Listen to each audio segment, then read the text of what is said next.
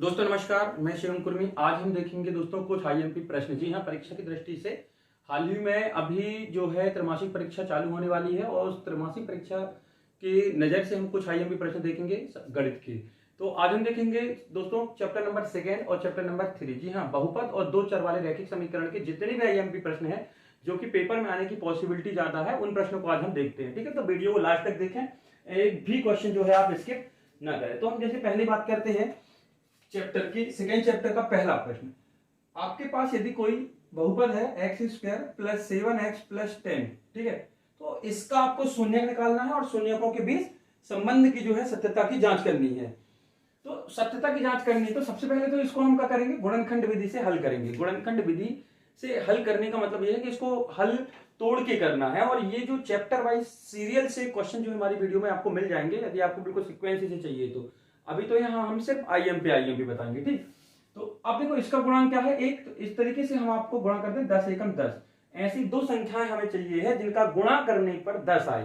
कितना है गुणा करने पर 10, और ये प्लस का साइन है तो उन दोनों को जोड़ोगे तो 7 आना चाहिए। तो हम जोड़ते हैं x square plus 2x plus 5x plus 10। ठीक है, देखो अच्छे से, 5 दूनी 10, 5 और 2 कितना हो गया 7। अब इन दो दो टर्म पदों से हम जो चीज कॉमन होगी उसको बाहर ले लेंगे।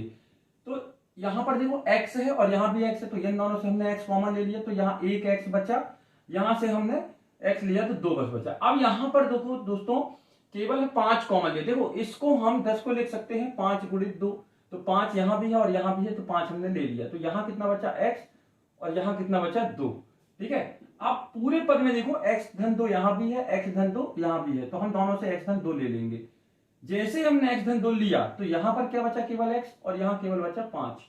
अब शून्यक हमें निकालना है दोस्तों, तो शून्यक के लिए क्या होता है, बराबर में शून्य रखते हैं। शून्यक के लिए हम बराबर में शून्य रख के निकालेंगे।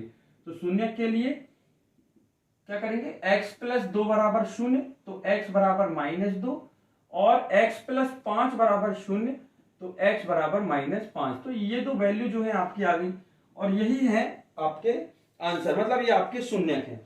अब देखिए थोड़ा सा ध्यान दीजिएगा, यदि हम इनको निकालना है शून्यकों का योगफल, एक को मान लिया अल्फा और एक को मान लिया हमने बीटा, ठीक है, तो शून्यकों का योगफल अल्फा प्लस बीटा बराबर, इन दोनों को जोड़ देंगे तो -2 प्लस -5, तो माइनस माइनस जुड़ जाएगा तो माइनस का 7। फिर alpha into beta is equal to -2 के साथ -5 का गुणा, मतलब इन दोनों शून्यकों का गुणा, तो 5 दूनी 10, ये तो आ गया। अब प्रश्न में एक चीज और दी रहती है कि ये जो शून्यक निकाले हैं और उनके बीच का जो संबंध आपने निकाला है, कौन कौन सा, alpha plus beta, alpha into beta, तो उसको आपको सिद्ध भी करना है। तो सिद्ध कैसे करते हैं देखिएगा, आपके पास क्या था, बहुपद एक्स स्क्वायर धन 7x धन 10, यहां पर a की वैल्यू हो गई 1, एक्स स्क्वायर का गुणांक 1 होता है, b हो गया 7, x का गुणांक b होता है, और अचर पद जो होता है वो c होता है। अल्फा प्लस बीटा जो सूत्र होता है वो होता है -b/a। ठीक है, तो -b/a, तो -7/1 इज इक्वल टू -7। भाई b की वैल्यू हमने रख दी 7 और ये पहले से ही सूत्र का माइनस था। Alpha into beta, alpha into beta सूत्र होता है c/a, c की वैल्यू 10, 10/1 बराबर 10। तो यहां पर चेक करिए कि जब हमने इन दोनों शून्यकों को जोड़कर निकाला था तो भी -7 आया था और सूत्र से भी -7 आया, अल्फा प्लस बीटा। यहाँ 10 था, यहाँ भी 10 था, तो हम बोल सकते हैं कि ये सिद्ध हो गया। दोस्तों जो डिटेल से इसका वर्णन है वो आप हमारी प्लेलिस्ट में एनसीईआरटी कक्षा 10 हिंदी मीडियम में जाकर देख सकते हैं। यहाँ पर हम सिर्फ क्वेश्चन बताएंगे और उसका सॉल्यूशन जो है आपको बताएंगे। ठीक है, ज्यादा डिटेल से हम यहाँ नहीं बता पाएंगे, नहीं तो अपने ज्यादा क्वेश्चन नहीं हो पाएंगे। तो अगला क्वेश्चन है इसी का, इसी चैप्टर का, चैप्टर नंबर 2 और 3 के आईएमपी हम जो है आज देखेंगे। ठीक है, तो अगला प्रश्न है दोस्तों आपके सामने, यही काम करना है कि आपको शून्यक निकालना है और उनके बीच संबंध और सत्यता की जांच करनी है। अगला प्रश्न हम बात करें प्रश्न नंबर 2 की, लिखा है बहुपद एक्स स्क्वायर -3 -7x। अब सबसे जरूरी चीज तो ये है कि हमारा जो मानक रूप होता है वो ax square plus bx plus c इस तरीके का होता है। ठीक है, मतलब पहले एक्स स्क्वायर वाला पद होता है, फिर बिना एक घात वाला और फिर बिना एक्स वाला।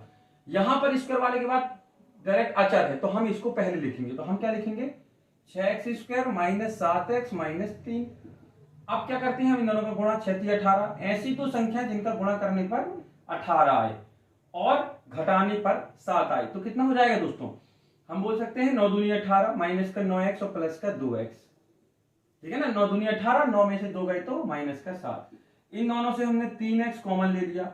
अब 3x क्यों कॉमन ले लिया, देखो 6 को हम क्या लिख सकते हैं 3 × 2 और 9 को हम लिख सकते हैं दोस्तों 3 × 3। तो 3 यहां भी है और यहां भी है तो दोनों से हमने 3 ले लिया। यहां पर क्या बचा, यहाँ x² था, यहां पर बचा 2x, ये बचा ना माइनस, यहां पर x तो निकल ही गया था, 3 भी निकाला था, 1 3 बचा है, केवल 2x - 3, ठीक। प्लस अब देखो यहां पर 2 और 3 है, मतलब कोई भी ऐसा पद नहीं है जो कि दोनों में हो, और जहां पर ऐसी कंडीशन आए कि कोई भी पद कॉमन ना हो, कोई भी पद उभयनिष्ठ ना हो, तो हम सिर्फ एक कॉमन लेते हैं। तो एक निकाला तो जैसा था वैसा हमने लिख दिया। अब पूरे पद में देखो 2x - 3 फिर कॉमन आ गया, यहां भी है और यहां भी है, तो यहां पहले वाले में बचा 3x और यहां बचा 1।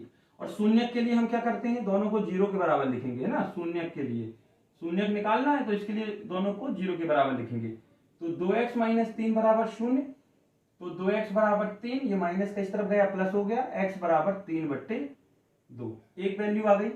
फिर 3x धन 1 बराबर 0, तो 3x बराबर -1, तो x बराबर -1/3। तो ये दो शून्य जो है आपके आ गए। अब हमें निकालना है इनके बीच संबंध। संबंध मतलब योगफल और गुणनफल। तो एक को अल्फा और बीटा मान लिया, तो अल्फा प्लस बीटा जोड़ दो, 3/2 प्लस -1/3। अब प्लस माइनस का क्या होता है माइनस।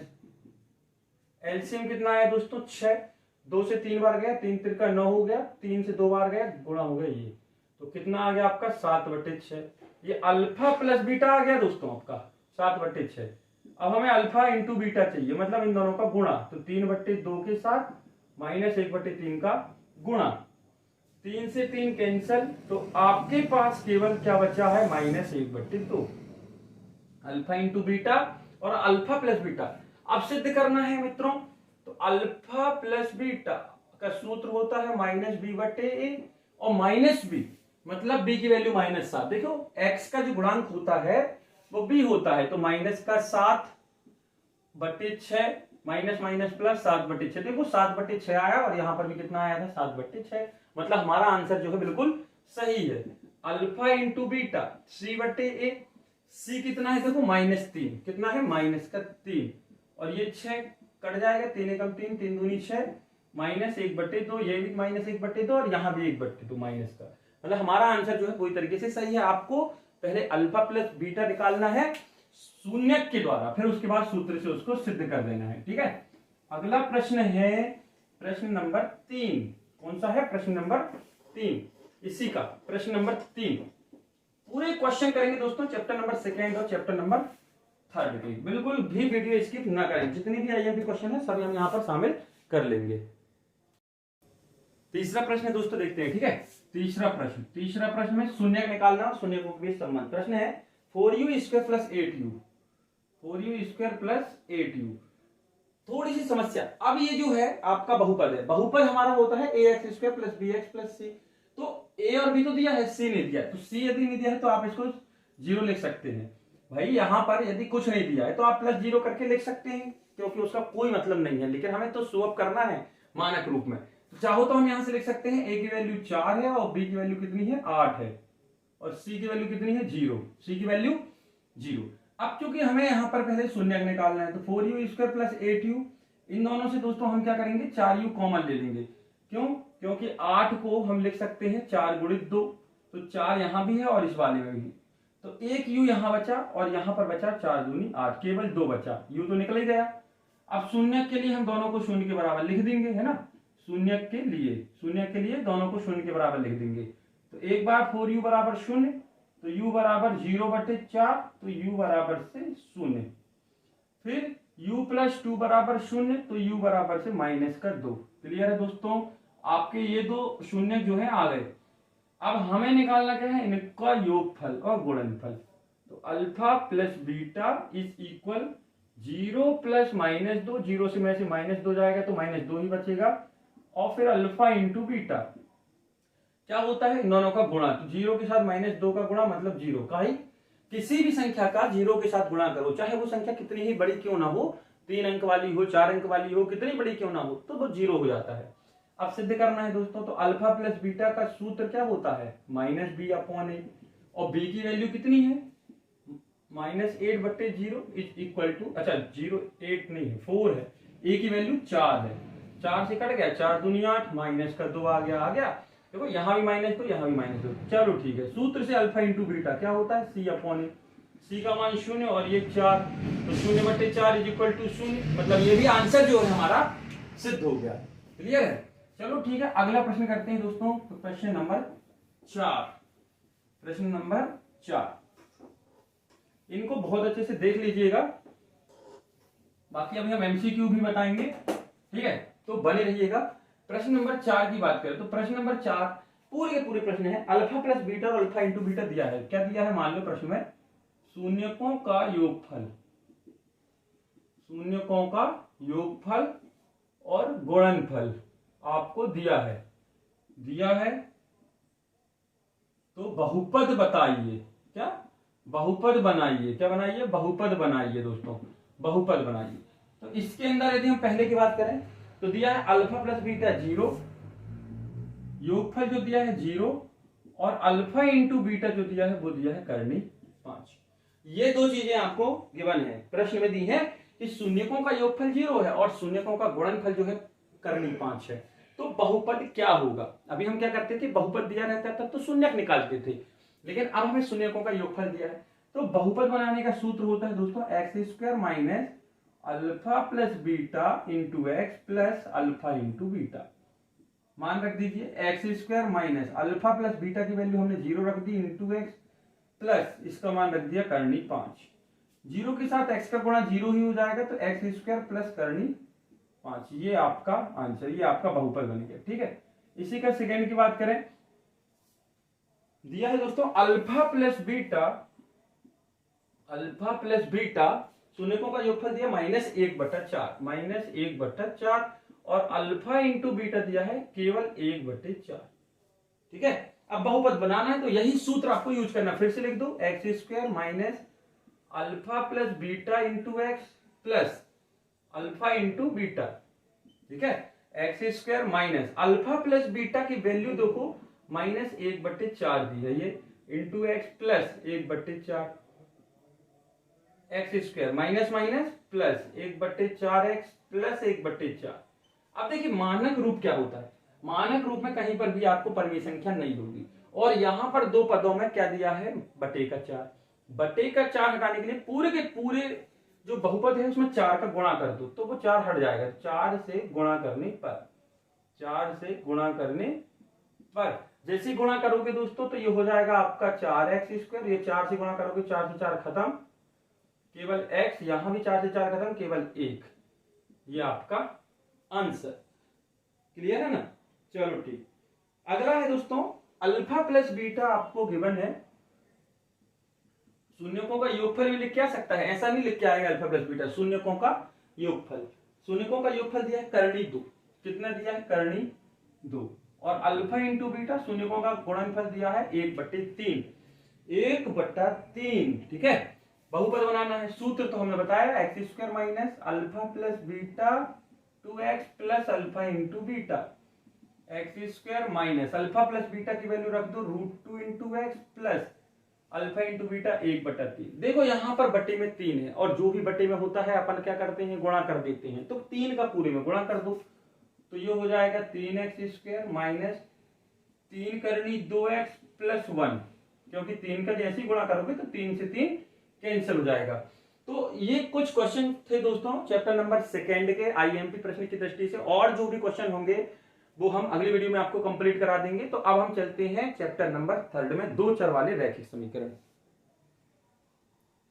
चलो दोस्तों चालू करते हैं चैप्टर नंबर 3, जी है 2 चर वाले रैखिक समीकरण। ठीक है, तो 2 चर वाले रैखिक समीकरण का पहला प्रश्न है, दिए गए समीकरण है 7x माइनस 15y बराबर 2, इसको नाम दे दिया समीकरण 1, और दूसरा है x प्लस 2y बराबर 3, इसको हमें प्रतिस्थापन विधि से जो है हल करना है, प्रतिस्थापन से, है ना। एक चीज का ध्यान रखिएगा, यदि नाम लिख के आता है विधि का तो आपको उसी विधि का प्रयोग करना है, अगर आपने विधि चेंज की और आंसर आ भी जाता है तो आपको नंबर नहीं मिलने वाले हैं। क्लियर है? चलो ठीक। तो अब प्रतिस्थापन विधि में हम क्या करेंगे, समीकरण 2 से x का मान y के पदों में निकाल लेंगे। तो समीकरण 2 से हम क्या कर रहे हैं, x बराबर 3 माइनस 2y, तो इसको नाम दे दिया समीकरण 3। ये कहां से हुआ दोस्तों, देखिए समीकरण 2 से इस वाले से हमने x को सिंगल रखा और x को छोड़कर हमने सभी पद जो है पक्षांतरित कर दिए। तो प्लस का 2y जैसे ही पक्षांतरित होगा राइट हैंड में तो प्लस का क्या बन जाएगा, माइनस। तो x का मान कितना आ गया, 3 माइनस 2y। अब इस x के मान को हम रख देंगे समीकरण 1 में। हाँ, एक सबसे महत्वपूर्ण चीज दोस्तों, जिस समीकरण से आप ये मान निकालते हैं उसमें आप कभी भी ना रखें, नहीं तो ये पूरा का पूरा जो है शून्य हो जाएगा। ठीक है, 1 से निकालना तो 2 में रखना है और 2 से निकालेंगे तो 1 में। तो हमने कहां से निकाला है, 2 से, तो कहां रखेंगे, 1 में। तो लिख दो बिल्कुल अपने शब्दों में, समीकरण 3 से x का मान समीकरण 1 में रखने पर, समीकरण 1 में रखने पर, ठीक है, एक क्या है 7, x की जगह कितना रखना है, 3 माइनस 2y माइनस 15y। देखिए 7 x की जगह रखना है 3 माइनस 2y, तो हमने रख दिया, बाकी माइनस 15y बराबर 2। गुणा करते हैं, 7 तिहाई 21 और 7 दूनी 14y माइनस 15y बराबर 2। माइनस माइनस जुड़ जाएगा तो 14 और 15 कितना हो गया, 29y। और ये प्लस का इस तरफ जाएगा तो 2 माइनस 21, 2 माइनस 21 तो बचा माइनस का 19। ठीक है, अब y बराबर हमें चाहिए तो माइनस का 19 बटे माइनस का 29, तो माइनस माइनस कैंसल, तो केवल क्या हो गया, 19 बटे 29। ये आपकी वैल्यू आ गई किसकी, y की। अब y का मान तो आ गया, हमें x चाहिए है, इस y के मान को डायरेक्ट समीकरण 3 में रख दीजिए क्योंकि सिंगल है x। ठीक है, तो समीकरण 3 में y का मान रखने पर, y का मान रखने पर, तो x बराबर 3 माइनस 2 गुणित 19 बटे 29, x y की जगह कितना रख दिया, 19 बटे 29। देखते हैं, x बराबर 3 माइनस 19 दूनी 38 बटे 29, परिमेय संख्याओं का घटाना।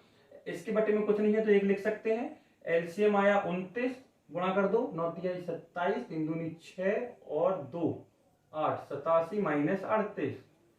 भाई 9 तिहाई 27, 3 दूनी 6 और 6 और 2 8। अब घटा दो, x बराबर 7 में 17, 17 में से 8 गए बचा 9, 8 में से 5 गए तो बचे 3, 8 में से 4 गए तो 4, 49 बटे 29, 49 बटा 29। तो x की वैल्यू 49 बटे 29 और y की वैल्यू आ गई है आपकी 19 बटे 29। ये रहे दोस्तों आपके आंसर। ठीक है, अगला प्रश्न देखते हैं इसका। प्रश्न दोस्तों प्रश्न नंबर 2। जी हाँ, प्रश्न नंबर 2 की बात करते हैं। प्रश्न 2 है, प्रतिस्थापन विधि से इसको भी हल करना है। ठीक है, समीकरण है x प्लस वाई बराबर 14, समीकरण 1 नाम दे दिया। दूसरा है x माइनस वाई बराबर 4, समीकरण 2 नाम दे दिया। अब देखो हम समीकरण 2 से जो है y की वैल्यू निकाल, x की वैल्यू निकालेंगे, तो ये माइनस का y पक्षांतर होकर राइट हैंड में जाएगा तो क्या हो जाएगा, प्लस का y, तो y प्लस 4, इसको नाम दे दिया समीकरण 3। अब यहां पर थोड़ी सी समझने वाली बात यह है कि हम इसका मान कहां रखेंगे, समीकरण 1 में। क्यों, क्योंकि 2 से निकाला है। यदि 2 से निकाला है तो 1 में रखेंगे और 1 से निकालते तो 2 में रखते। तो देखो हम बिल्कुल व्यवस्थित लिखिएगा, समीकरण 3 से x का मान समीकरण 1 में रखने पर, तो जैसे हम रखते हैं, देखो x की जगह कितना रख देंगे, y प्लस 4 प्लस ये y पहले ही से है बराबर 14, y और y कितने, 2y 14, ये प्लस का 4 पक्षांतरित होकर जाएगा तो माइनस का 4, 14 में से 4 गए तो 10, तो y बराबर दोस्तों 10 बटे 2। ये गुणा में था तो किसमें आ गया, भाग में, काट दो, 2 पंचे 10, कट रहा है तो काटना है, तो y बराबर कितना आ गया, 5। इस y का मान हम डायरेक्ट रख दें अब समीकरण 3 में, तो इस मान आ जाएगा हमारा। ठीक है, समीकरण 3 में y बराबर 5 रखने पर, y बराबर 5 रखने पर, अब चलो ठीक है, हमने 5 रखना है तो क्या हो जाएगा, x बराबर y धन 4, तो x बराबर 5 धन 4, तो x बराबर 9। क्लियर है दोस्तों, तो y बराबर 5 और x बराबर 9, ये आपका आंसर। अगला प्रश्न देखते हैं, प्रश्न नंबर 3। कौन सा दोस्तों? प्रश्न नंबर 3 की बात करते हैं, प्रश्न नंबर 3 की, है ना, प्रश्न नंबर 3 की। चलो ठीक है, देखते हैं प्रश्न नंबर 3 कौन सा है। ऑब्जेक्टिव के लिए भी हम एक सेपरेट वीडियो बना देंगे जिसमें कि आपका पूरा डाउट जो है क्लियर हो जाएगा। अच्छा, प्रश्न नंबर 3 की बात करें तो प्रश्न नंबर 3 है करनी 2x प्लस करनी 3y बराबर 0 और करनी 3x माइनस करनी 8y बराबर 0। ठीक ठीक है, इसको नाम दे दिया समीकरण 1, इसको नाम दे दिया समीकरण 2। समीकरण 2 से करते हैं, 1 से भी कर सकते हैं, 2 से इसलिए कर रहे हैं, माइनस वाला इस तरफ जाके प्लस हो जाएगा। समीकरण 2 से क्या हो जाएगा? करनी 3x बराबर करनी 8y, माइनस का इस तरफ गए तो प्लस, और हमें x चाहिए तो x बराबर करनी 8 बट्टे करनी 3, ये गुणा में था तो भाग में चला गया इंटू y। समीकरण नंबर 3 नाम दे दिया इसको। ठीक है, समीकरण नंबर 3 नाम दे दिया। इसको हम कहां रखेंगे? समीकरण 1 में। समीकरण 3 से x का मान समीकरण 1 में रखने पर तो क्या हो जाएगा? करनी 2 और x की जगह कितना रखना है? करनी 8 बट्टे करनी 3y। भाई ये इस x की जगह रख दिया हमने, प्लस करनी 3y बराबर 0। ठीक है, अब ये देखो एलसीएम, परिमेय संख्या, इसके बटे में कुछ नहीं है तो 1, परिमेय संख्या का जोड़ना करना है तो एलसीएम आ गया दोस्तों आपका करनी 3।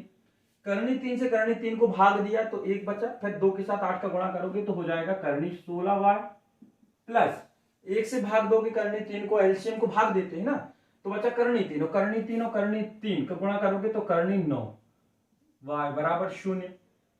ये जो 16 है ये किसका वर्गमूल है? 4 का, तो ये 4y से बाहर निकल गया। 9 जो है 3 का है, इसका तिर्यक गुणा करोगे दोस्तों करनी 3 गुणे 0 तो ये 0 हो जाएगा। 4 और 3 कितना हो गया? 7y बराबर 0, तो y बराबर 0 बट्टे 7, तो y बराबर 0। ठीक है, ये आ गई y की वैल्यू। अब हमें क्या चाहिए? x, तो भाई उठा के सीधे रख दो ना, यहां पर अपना बना तो है x, y की वैल्यू रख दो। क्या है? समीकरण 3 में y का मान रखने पर, y का मान रखने पर तो x बराबर करनी 8 बट्टे करनी 3 गुणित y, तो करनी 8 बट्टे करनी 3 गुणित 0, y की जगह 0, तो x बराबर भी 0, क्योंकि 0 का किसी भी नंबर के साथ यदि आप गुणा करते हो तो 0 ही आएगा। तो x का मान 0 और y का मान भी 0। ये रहा आपका प्रश्न नंबर 3। अगला देखते हैं प्रश्न नंबर 4। नंबर 4 देखिए 2x प्लस 3y बराबर 11 और 2x माइनस 4y बराबर माइनस का 24। ठीक है, को हल कीजिए और इससे m का y मान ज्ञात कीजिए जिसके लिए y बराबर mx प्लस 3 हो। तो सीधी सी बात है, आपको 3 समीकरण दिए गए हैं, है ना। जैसे हम हल करते हैं तो दिए गए समीकरण कौन कौन से हैं? 2x धन 3y बराबर 11 पहला समीकरण, दूसरा क्या है? 2x माइनस 4y बराबर माइनस का 24 समीकरण नंबर 2, और तीसरा समीकरण है y बराबर mx प्लस 3, इसको नाम दे दिया समीकरण नंबर सॉरी दोस्तों, अच्छा y बराबर से mx प्लस 3। इन दोनों को सॉल्व करना और m का मान हमें चाहिए। तो सबसे पहले समीकरण 1 और 2 को हल करते हैं। तो हम यहां पर लगाते हैं दोस्तों विलोपन विधि।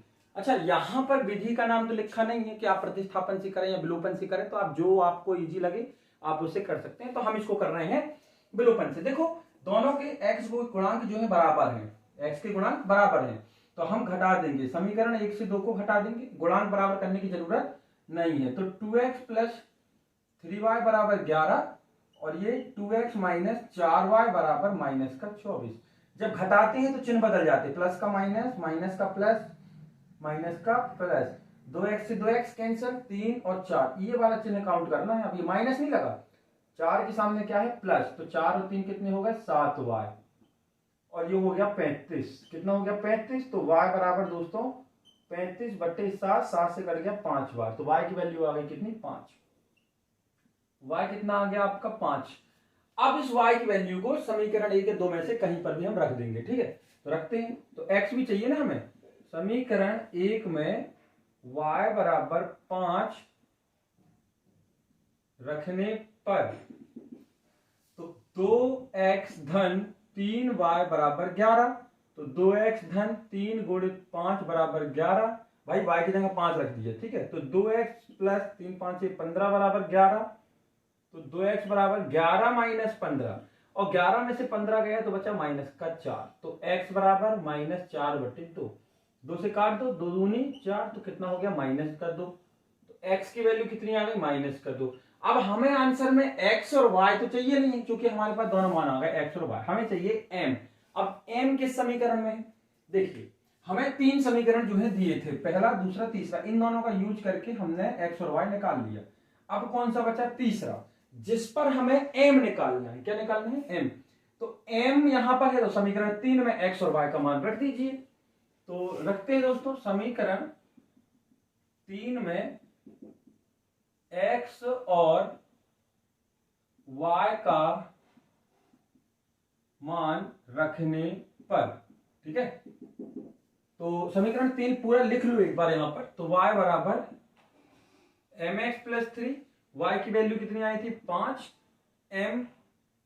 x की वैल्यू है -2 प्लस का 3, ये प्लस का 3 इस तरफ आएगा पक्षांतरित होके, तो माइनस का 3 और ये माइनस का 2m, ठीक है। -2 के साथ m का गुणा करोगे तो कितना आएगा माइनस का 2m। तो 5 में से 3 गए 2 और माइनस का 2m, हमें m चाहिए, तो m छोड़कर बाकी सब चीजें हमें पक्षांतरित कर देनी है।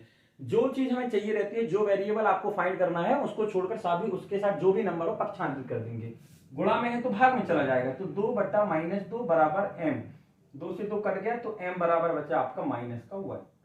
जो माइनस था यहाँ पर, तो यही आपका आंसर। आपको m चाहिए था ना दोस्तों, तो m आ गया आपका। m का कितना आ गया वैल्यू -1, कितनी आ गई माइनस का 1। प्रश्न नंबर 5 है दोस्तों, बहुत अच्छे से ध्यान दीजिएगा, ठीक है। प्रश्न 5 है, दो संख्याओं का अंतर 26 है। दो संख्याओं का अंतर जो है 26 है, मतलब दो संख्याएं हैं, उनको यदि आप घटाते हो तो 26 आएगा। कितना आएगा 26। जैसे हमने बोला दो संख्याओं का अंतर 3 है, तो हम लिख सकते हैं 5 - 2 बराबर 3, ठीक है। पहली संख्या से दूसरी संख्या को घटा दिया तो कितना आया 3। दो संख्याओं का अंतर 26 है, एक संख्या दूसरी संख्या की 3 गुनी है, ये ज्यादा इंपॉर्टेंट है। एक संख्या जो है वो दूसरी की 3 गुनी है, तो कौन सी होगी, बड़ी वाली संख्या जो होगी वो छोटी की 3 गुनी होगी, तो हम संख्या मानते हैं। कौन सा कर रहे हैं 5वां, ठीक है। तो संख्याएं मान लो, माना बड़ी संख्या x है और छोटी संख्या y है। तो प्रथम शर्त अनुसार, ठीक है, प्रथम शर्त अनुसार, दो शर्त होंगी दोस्तों, हमेशा याद रखिएगा। प्रथम शर्त अनुसार,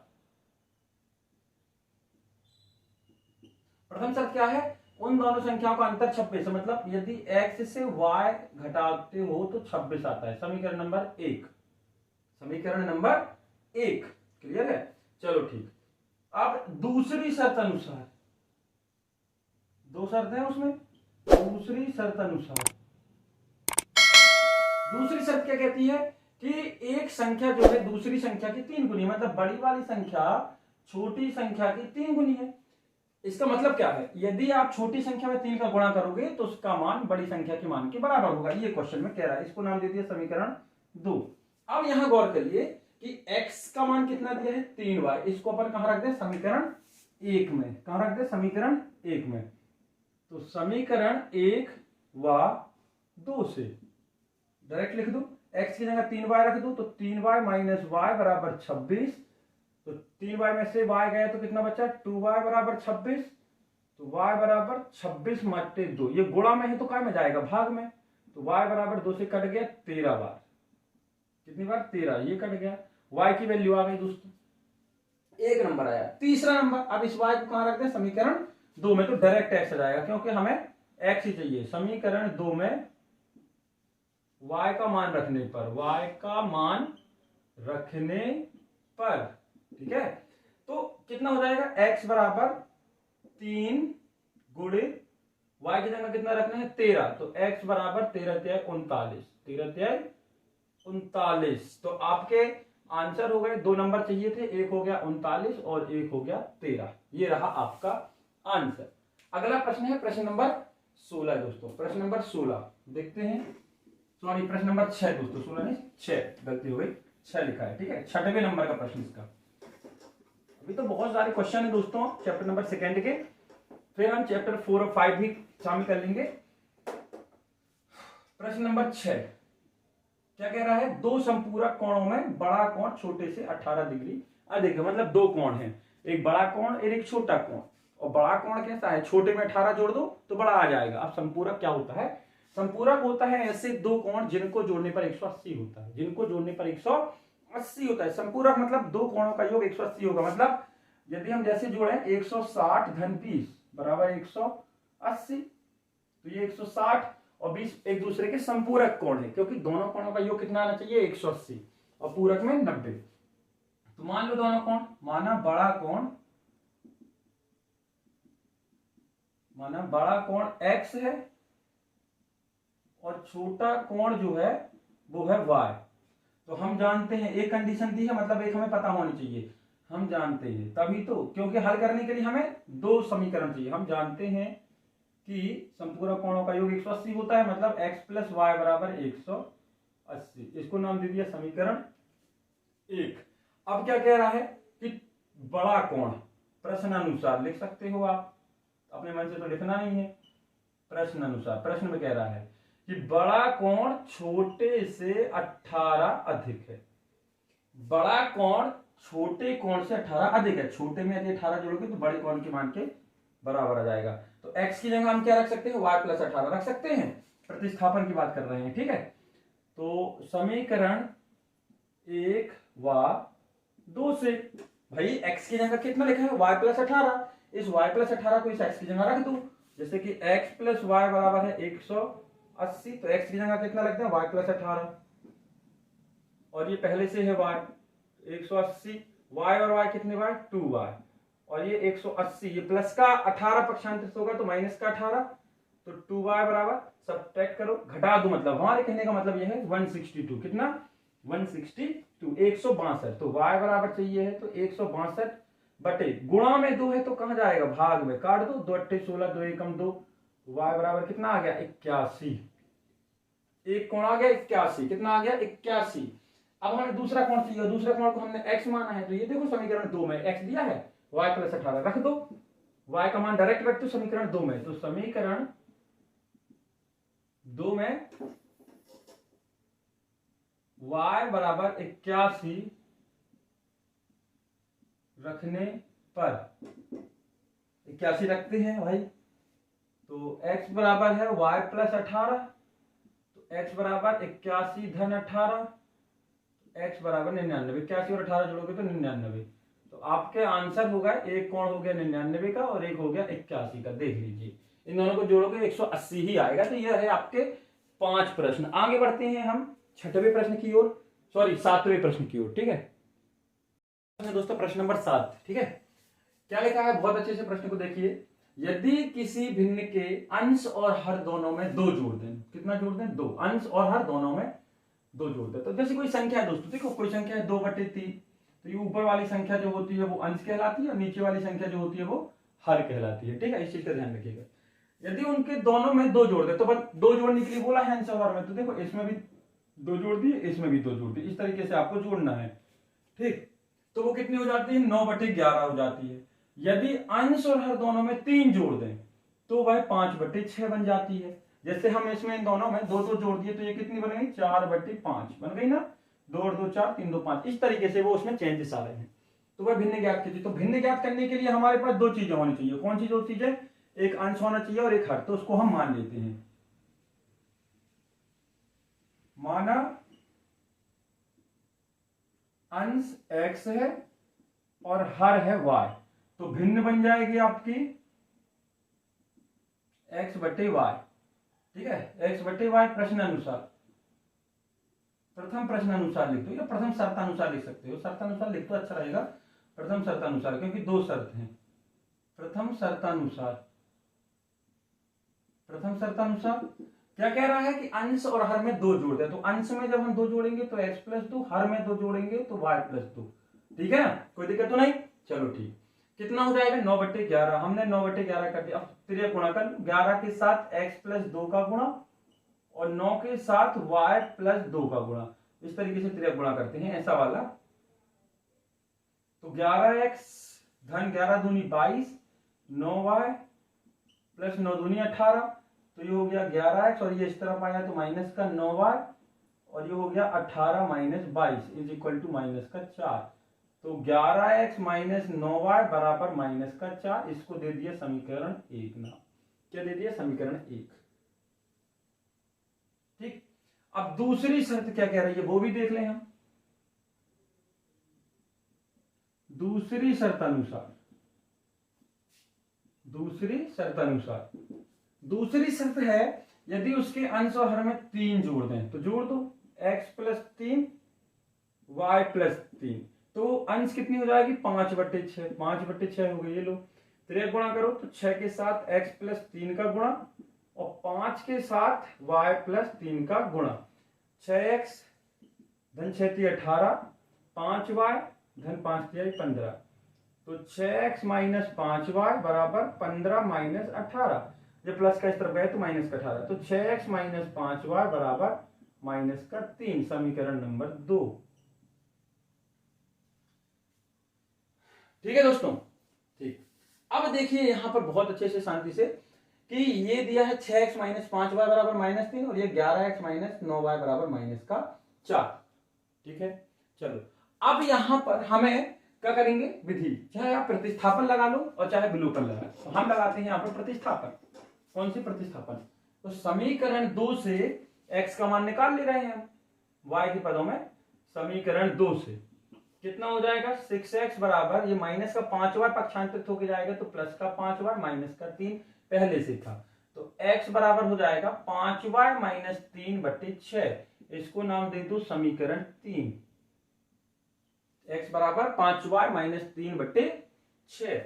अब आते हैं आगे, इस मान को हम रखेंगे समीकरण 1 में। क्यों, क्योंकि समीकरण 2 से हमने x का मान निकाला y के पदों में, 2 से निकाला है तो किस में रखेंगे 1 में, तो रख दो। ठीक है, तो समीकरण 3 से x का मान समीकरण 1 में रखने पर, तो समीकरण 1 क्या है एक बार लिख लो पूरा। 11x माइनस 9y बराबर माइनस का 4। x की जगह देखो क्या रखना है 11, x की जगह रखना है आपको 5y माइनस 3/6 और ये माइनस का 9y बराबर माइनस का 4। एलसीएम आया 6, परिमेय संख्याओं का घटाना, 6 से 6 कट गया, गुणा करो, 11 × 5 = 55y माइनस 11 × 3 = 33 माइनस 9 × 6 = 54y बराबर माइनस का 4। 55 में से 54y गए तो केवल y और माइनस 33 बराबर, गुणा करो 6 × 4 = 24, त्रिक गुणा होता है ना दोस्तों इस 6 का माइनस 4 के साथ, इस 6 का माइनस 4 के साथ, तो कितना हो जाएगा माइनस का 24, 6 × 4 = 24, तो y बराबर माइनस का 33 पक्षांतरित होगा तो प्लस का 33 माइनस 24, y बराबर 33 में से 24 घटाइए कितना बचेगा 9, कितना बचेगा 9, 33 में से 24 घटा लीजिएगा तो 9, y तो आ गया आपका कितना आ गया 9। अब हमें x चाहिए, तो x हमें डायरेक्ट मिलेगा, कहां से मिलेगा समीकरण 3 में रखने से, रख दो। जब हमें डायरेक्ट मिलेगा तो हम कुछ नहीं करेंगे, ठीक है, समीकरण 3 में मान रख देंगे सीधे।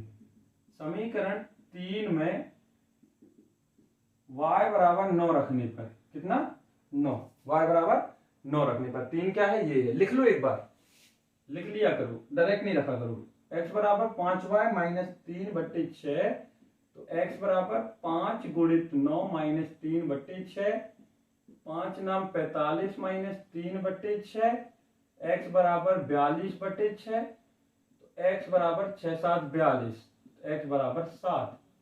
ये आपका आंसर तो नहीं है, आंसर क्या भिन्न बनाना है, और भिन्न क्या है अपनी देखो ये मानी थी x/y, तो भिन्न क्या बन जाएगी x/y, और x/y मतलब 7/9, ये आपका आंसर, x की जगह 7 y की जगह 9, ये रहा आपका आंसर। बहुत अच्छे से देख लीजिएगा।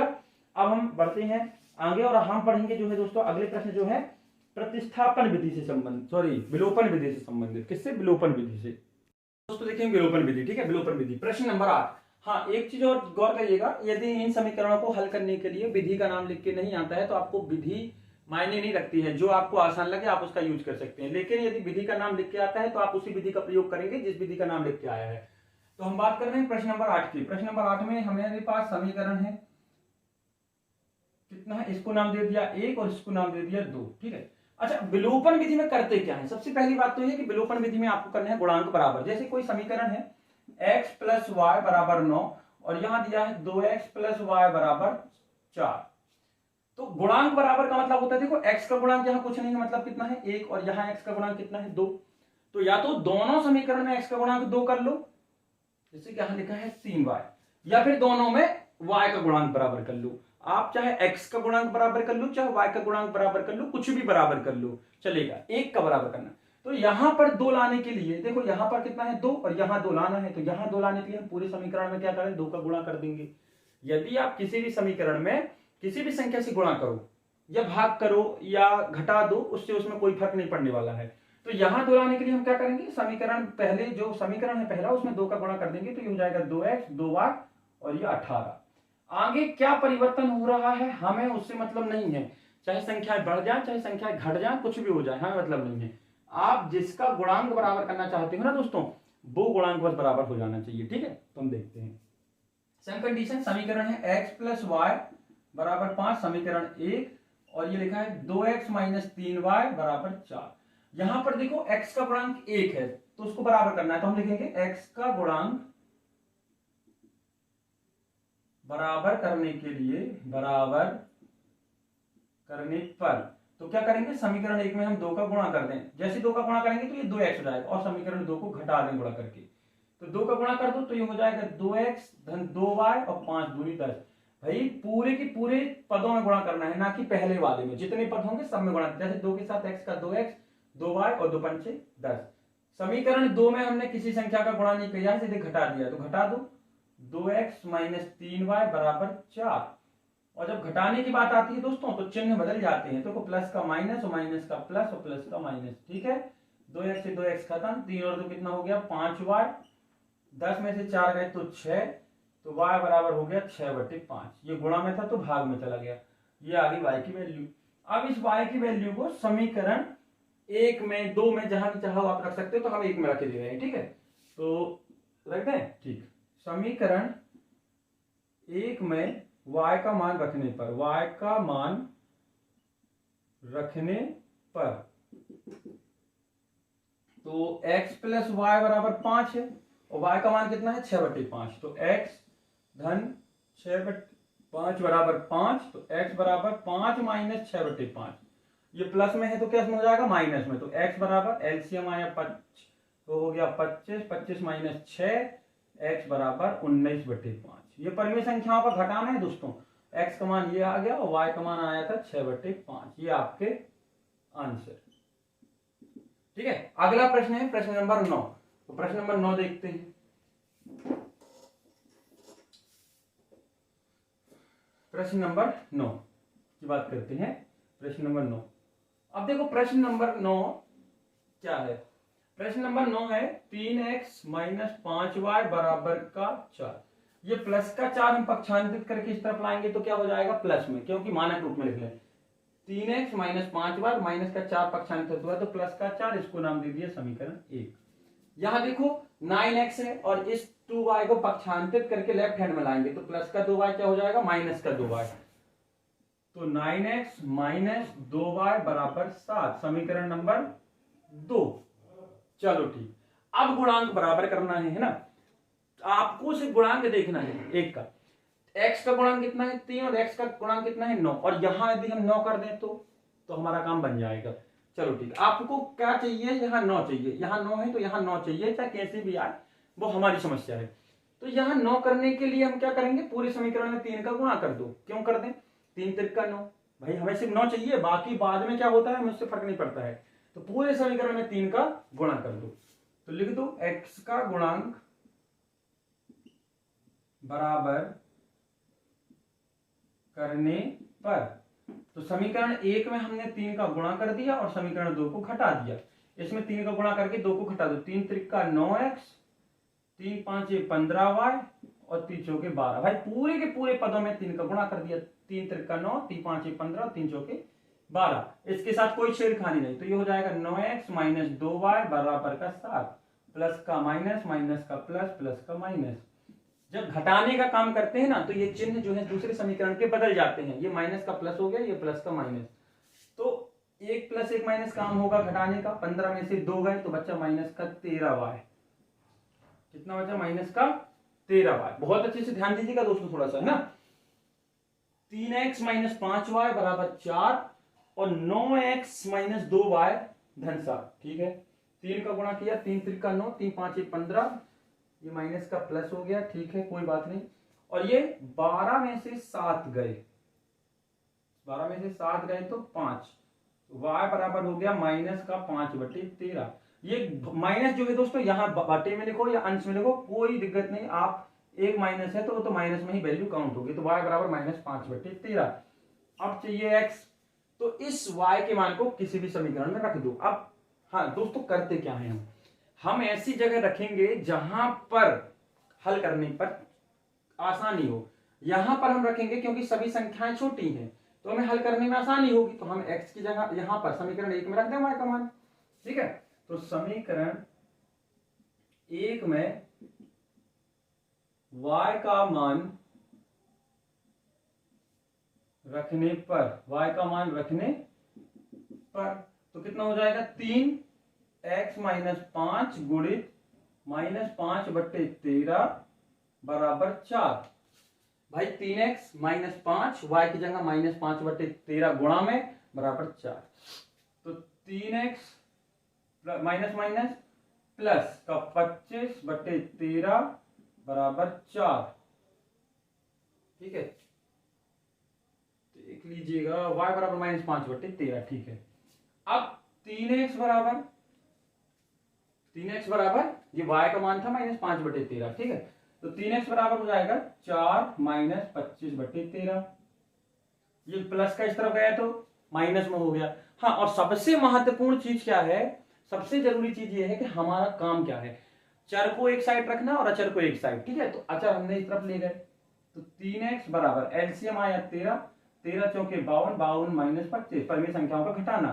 तो 3x बराबर, इसको आगे करते हैं, 52 में से 25 गए तो बचे 27/13। ठीक है भाई, 52 में से 25 गए तो बचे 27। अब ये हो गया 27/13, ये 3 से कट गया, 3 नाम 27, तो x बराबर आ गया 9/13। कितना आ गया? 9/13।